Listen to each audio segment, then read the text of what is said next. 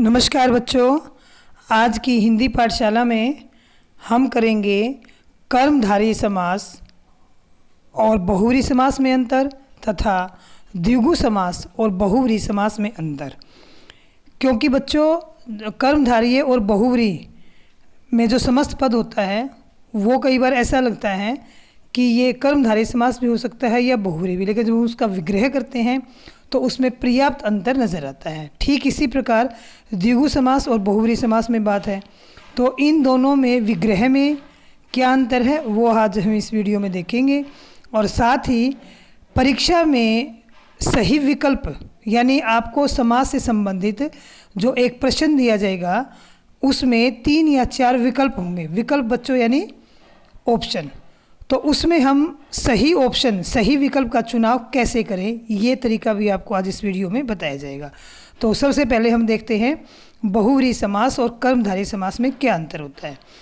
बच्चों आपने अलंकार भी किए हैं और आपने विशेषण भी किए हैं, तो जिन्होंने अलंकार और विशेषण किए हैं उनको कर्मधारय समास की संकल्पना आराम से समझ में आने वाली है।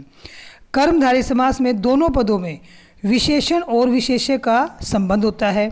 जैसे नील कमल, नीला है जो कमल, ये देखिए नीला है जो कमल, यहाँ पर नीला क्या है विशेषण है और कमल क्या है विशेष्य है। क्यों? क्योंकि यहाँ पर नीला शब्द से कमल की विशेषता बताई जा रही है। तो यहाँ पर क्या है कर्मधारय समास, यानी आपको अपने दिमाग में रखना है विशेषण और विशेष्य। फिर इसमें एक पद उपमान और दूसरा पद उपमेय होता है, जैसा हमने अलंकार में पढ़ा था। और विग्रह करते समय जो समान अथवा रूपी इन शब्दों का प्रयोग किया जाएगा आपको ये ध्यान रखना है। जैसे हमने नीला है जो कमल, यानी कमल कैसा है नीला, और समान और रूपी आगे देखते हैं। कनक लता, कनक होता है सोना, सोने के समान लता, यानी कनक के समान लता, तो यहाँ पर क्या आ गया समान आ गया जो आपको ऊपर बताया गया था। विद्याधन, विद्या रूपी धन, यहाँ पर ये रूपी आ गया। तो कर्मधारय समास में विग्रह करते समय जो समान रूपी इन शब्दों का प्रयोग किया जाता है और दोनों पदों में विशेषण और विशेष्य और उपमान और उपमेय का संबंध होता है। यानी एक पद दूसरे पद की विशेषता बताता है, या एक पद को दूसरे पद के समान बताया जाता है, या एक पद पर दूसरे पद का आरोपण किया जाता है। ये शब्द आपको मैं बार बार इसलिए बता रही हूँ क्योंकि ये शब्द आपके अलंकार में भी आते हैं। तो अगर आप एक जगह पर इन शब्दों को समझ लेते हैं तो दूसरी कॉन्सेप्ट भी आपको क्लियर हो जाती है। अब हम देखते हैं बहुव्रीहि समास। बहुव्रीहि समास में बच्चों दोनों पद मिलकर किसी अन्य पद की विशेषता बताते हैं। यहाँ पर हम बात करेंगे योग रूढ़ शब्दों की। आपको जब शब्द बताए गए थे एक होते हैं यौगिक शब्द होते हैं, रूढ़ शब्द होते हैं, एक होते हैं योग रूढ़। योग रूढ़ यानी 2 शब्दों से मिलकर बनते हैं और किसी तीसरे के बारे में बताते हैं। तो यहाँ पर समास में वही बात है। बहुव्रीहि समास में जब हम विग्रह करेंगे तो वाला वाली जिसका जिसके। अब देखो मैं आपको एक बात बार बार बताती हूँ, जो हिंदी विषय है आप जो व्याकरण पढ़ते हैं, अगर आप एक बार इस व्याकरण को अलग रख दें और अब तक आपने जो हिंदी का ज्ञान अर्जित किया है उसके बारे में सोचें तो आपके लिए हिंदी व्याकरण का कोई भी पाठ मुश्किल नहीं है। कैसे? अब मान लीजिए मैं आपको एक शब्द बताती हूँ नीलकंठ। अब नीलकंठ एक शब्द है, अब आपने नीलकंठ शब्द पहली बार तो पढ़ा नहीं। नीलकंठ नाम का शायद एक पक्षी भी होता है और नीलकंठ हम शिव शंकर भगवान को भी कहते हैं। अब इनकी विशेषता भी आपको पता होगा कि इन्होंने शिव शंकर भगवान ने हलाहल पिया था, विष पिया था, तो इनका कंठ क्या हो गया था नीला हो गया था, जिस कारण इनका नाम क्या पड़ा नीलकंठ पड़ा। तो नीला है कंठ जिसका, यानी किसी के बारे में हम बात कर रहे हैं, किसी व्यक्तित्व के बारे में बात कर रहे हैं। तो वाला वाली जिसका जिसके इन शब्दों का प्रयोग विग्रह करते समय किया जाता है। कुछ उदाहरण हैं उसमें देख लेते हैं। कर्मधारय समास बहुव्रीहि समास देखिए, नीलकंठ, नीला है जो कंठ। अब यहाँ पर कंठ की विशेषता बता दी गई है, ये नीला और ये कंठ, यहाँ पर कंठ की विशेषता बताई। अब इसी को अगर हम बहुव्रीहि समास के अकॉर्डिंग विग्रह करेंगे तो क्या बनेगा नीला है कंठ जिसका, यानी यहाँ पर जिसका और यहाँ पर जो, इन 2 शब्दों पर ध्यान देना बच्चों। नीला है जो कंठ, यहाँ पर कंठ कैसा है नीला। नीला है कंठ जिसका, यहाँ तो है ही नहीं, पता नहीं हम किसको कह रहे हैं, किस व्यक्तित्व की बात कर रहे हैं। तो नीला है कंठ जिसका या नीले कंठ वाला, दोनों ही ठीक माने जाएंगे। लंबोदर, अब यहाँ पर आपको शब्दार्थ भी मालूम होने चाहिए, संधि का भी मालूम होना चाहिए, क्योंकि एक सारे जो चैप्टर हैं, सारे जो पाठ हैं एक दूसरे से जुड़े हुए हैं। लंबा प्लस उदर, उदर किसको कहते हैं? पेट को कहते हैं। तो लंबा है जो उदर, ये कर्मधारय समास बन गया। लंबा है पेट जिसका, उदर लिख सकते हैं यहाँ पर, लंबा है उदर जिसका, उदर जिसका यानी किसका होता है लंबा उदर? लंबा पेट किसका होता है? यहाँ पर पेट नहीं लिखना बच्चों, उदर लिखना, ध्यान रखना। शब्दों की जगह हम दूसरे शब्द नहीं रखेंगे, हम उसी शब्द का प्रयोग करेंगे, ये बात आप ध्यान में आपको रखनी है।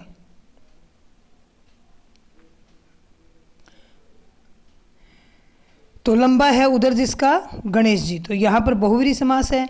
चंद्रमुख, अब यहाँ पर ध्यान देना बच्चों, चंद्रमुख, अब देखो बोलने से ही पता चलेगा, आप ज़्यादा उसमें गहराई में जाए मत करो, उस शब्द को आप मन मन में बोलो और उसको आत्मसात करो और समझने की कोशिश करो कि आपने कहीं ना कहीं सुना हुआ है।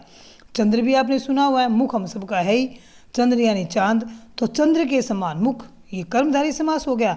चंद्रमुखी, अब देखो शब्द से ही पता चल रहा है, यानी हम किसी औरत की प्रशंसा करते हैं तो उसको चंद्रमुखी कहते हैं। चंद्र के समान मुख वाली, या चंद्र के समान मुख है जिसका, अब देखो यहाँ पर वाली आया है, यहाँ पर के समान आया है, तो यहाँ कर्मधारय समास है। और यहाँ पर देखो मात्रा भी, अब आप क्या करते हैं परीक्षा में, आप थोड़ा सा पढ़ते हैं, थोड़ा सा पढ़ने के बाद आप जल्दबाजी करते हैं, कहते हैं जल्दी का काम शैतान का होता है। थोड़ा धैर्य से सोच समझकर हम काम करें तो हमें काम में सफलता मिलती है और वो काम हमारा सही होता है, यही बात यहाँ पर है। अगर आपने चंद्रमुख आपने हल्का सा पढ़ा, मुझे सुन रहे हो आप, आपने सुन लिया, लेकिन उसके बाद आप पुस्तक खोलकर नहीं पढ़ेंगे, जब परीक्षा में जाएंगे तो इस सब की आपके मस्तिष्क में हल्की हल्की स्मृति रहेगी, लेकिन क्योंकि आपने मेरे पढ़ाने के बाद अभ्यास नहीं किया ना, तो इसलिए आप पक्का नहीं कर पाएंगे। चंद्रमुख पढ़ाया था मैडम ने, चंद्रमुखी पढ़ाया था, और आप कुछ भी सोचकर एक ऑप्शन आप रख देंगे, वो आपकी किस्मत है, ठीक है या गलत है। लेकिन अगर आप वीडियो देखने के बाद, लेक्चर सुनने के बाद अगर आप पुस्तक के साथ अभ्यास करते हैं, अपने मस्तिष्क में बिठाते हैं, तो आप कभी भी इस चीज़ को नहीं भूलेंगे। तो चंद्रमुखी, चंद्र के समान मुख वाली, यानी हम किसी औरत की बात कर रहे हैं, किसी सुंदरी की बात कर रहे हैं, तो यहाँ पर क्या हो गया? बहुव्रीहि समास। अब देखो यहाँ पर मुख की विशेषता बताई ना, मुख कैसा है? चंद्र के समान, लेकिन यहाँ पर तो हम किसी और के बारे में कह रहे हैं, वो तो यहाँ पर है ही नहीं, चंद्र के समान मुख वाले। इसी प्रकार सुमुख, सुंदर है जो मुख, यह मुख की विशेषता बताइए, वो सुंदर है, तो ये कर्मधारय समास है। सुमुखी, सुंदर मुख वाली, किसी सुंदरी की प्रशंसा कर रहे हैं हम, तो यहाँ पर बहुव्रीहि समास है। कमल नयन, कमल रूपी नयन। मृग नयनी या कमल नयनी, अक्सर औरत को हम, पुरुष के लिए कमल नयन आता है, कमल रूपी नयन, जैसे श्री रामचंद्र जी के कमल नयन थे। औरत के लिए मृग नयनी, मृग के समान नयनों वाली।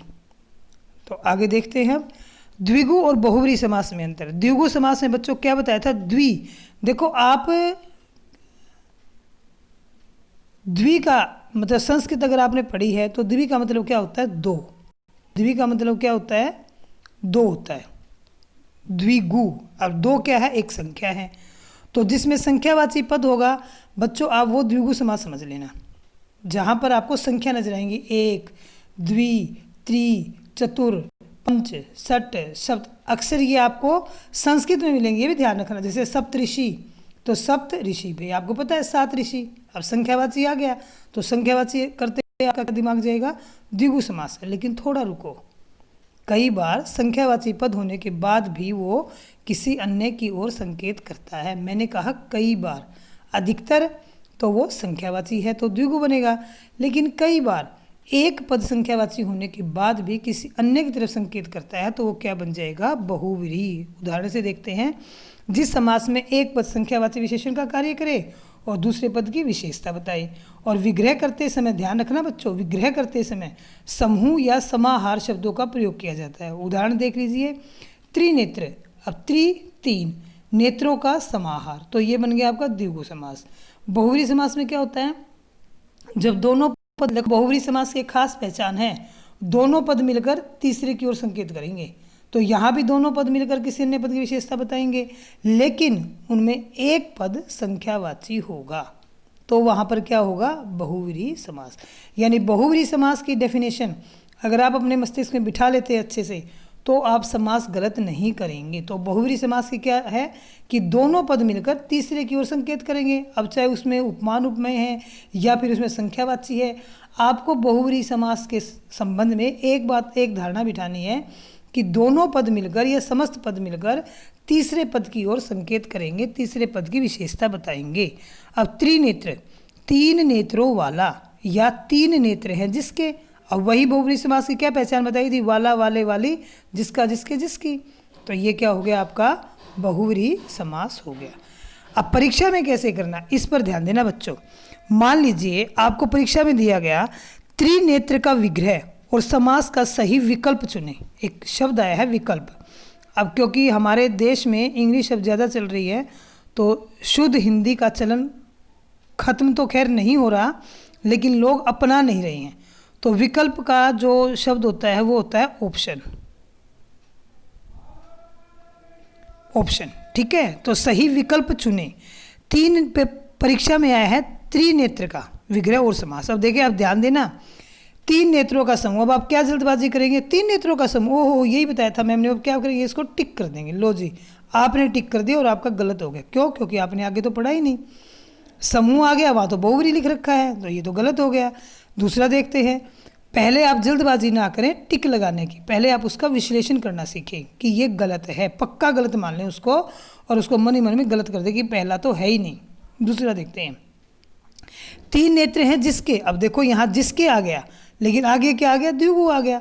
अब द्विगु में तो क्या होता है, एक पद संख्यावाची और दूसरे की विशेषता बताएगा। अब यहाँ ये गलत दे दिया या, क्योंकि वो आपको उलझाएंगे। परीक्षा में जो पेपर बनाया जाता है वो आपको उलझाने के लिए, और आप उलझन पर कैसे कंट्रोल करते हैं, उलझन से कैसे निकलते हैं, ये सिखाना ही परीक्षा का मुख्य उद्देश्य होता है। परीक्षा का मुख्य उद्देश्य आपको अंक देना या आपके द्वारा अंक लेना नहीं है। परीक्षा का मुख्य उद्देश्य है उलझन वाली परिस्थितियों से आप कैसे निकलते हैं, ये तो एक माध्यम है। तो परीक्षा पेपर बनाने वाला आपको उलझाने की कोशिश करेगा, आपको उलझना नहीं है। आपको बड़े शांति से, सेकंड ही लगेंगे इनमें, कुछ सेकंड से लगेंगे, ज़्यादा समय नहीं लगेगा ऐसा करने में। आप सोचते हो कि हम ऐसा करेंगे, मैं बोल रही हूँ समझा रही हूँ उसमें समय लग रहा है, लेकिन आप ऐसा सुनकर जब करेंगे तो उसमें आपको ज़्यादा समय लगने वाला नहीं है। तो भाई पहला भी गलत, दूसरा भी गलत। अब तीसरा देखते हैं। अब अगर आप समय बचाना चाहते हो तो दो आपको पक्का पता चल गया, ठीक है। अब तीसरे का विश्लेषण मत कीजिए, तीसरे का निशान लगा दीजिए, क्योंकि ऑप्शन ही तीन है। तीन नेत्र हैं जिसके, बहुव्रीहि समास, बिल्कुल ठीक है। तो आपका सही आंसर क्या बना, तीन नेत्र हैं जिसके। दूसरा देखते हैं, नीलकंठ शब्द का सही विग्रह और समास का विकल्प चुने। नीला है कंठ जिसका, बहुव्रीहि समास। भैया जी अपने मस्तिष्क में बिठाइए, शोर हो जाइए कि हमें आता है। ऑप्शन देखने से पहले आप इसका विग्रह अपने मन में भी करके रख सकते हैं, फिर आपको समय खराब करने की आवश्यकता नहीं है, क्योंकि समय अमूल्य धन है, और परीक्षा में तो विशेषकर। नीला है कंठ जिसका, बहुव्रीहि समास। मेरे अकॉर्डिंग तो ठीक है, चलो फिर भी एक बार नज़र डाल देते हैं। नीला है जो कंठ, अब जो तो क्या बताया था, जो तो कर्मधारय का बताया था, या तो बहुव्रीहि है, गलत है। नीला है जो कंठ, ये क्या है, कर्मधारय समास। अब भाई इसमें दो ऑप्शन ठीक हो गए, गड़बड़ हो गई पेपर सेट करते समय मुझसे ही। नीला है कंठ जिसका, बहुव्रीहि समास, ये भी ठीक है। नीला है जो कंठ, कर्मधारय समास, ये भी ठीक है।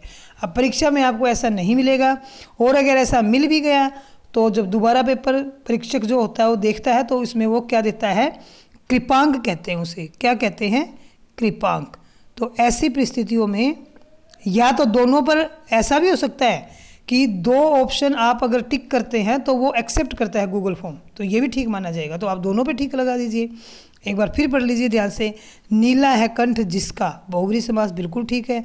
नीला है जो कंठ, कर्मधारय, दोनों ठीक है। तो हो सकता है पेपर में ऐसा भी ऑप्शन आ जाए कि दो ठीक करने का आ जाए। आप लगा के देख लेना, अगर दोनों ठीक है तो ठीक है, नहीं तो फिर वो आपको क्या दे दिए जाएंगे, एक नंबर का आपको कृपांक मिल जाएगा। ये मुझसे गलत टाइप हो गया, कोई बात नहीं, ये दो ऑप्शन ठीक है।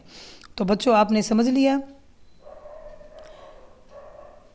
अब इस वीडियो को देखना आप, और एक बात मैं बता दूं आपको कि आपकी जो पूरी ग्रामर की जो प्लेलिस्ट मैंने बना दी है, आप एक ही जगह पर अपनी 9th क्लास की सारी ग्रामर देख सकते हैं। परीक्षा की तैयारी में आपको काफ़ी सहायता मिलने वाली है। इसके डिस्क्रिप्शन बॉक्स में मैंने वो आपको लिंक डाल दिया है, जिसको आप क्लिक करेंगे तो आपको 9th क्लास की व्याकरण की सारी वीडियो एक जगह पर आपको उपलब्ध हो जाएंगी और आपका समय बचेगा और आप अच्छे से तैयारी भी कर पाएंगे। तो वीडियो को लाइक करें, शेयर करें और सब्सक्राइब भी करें। धन्यवाद।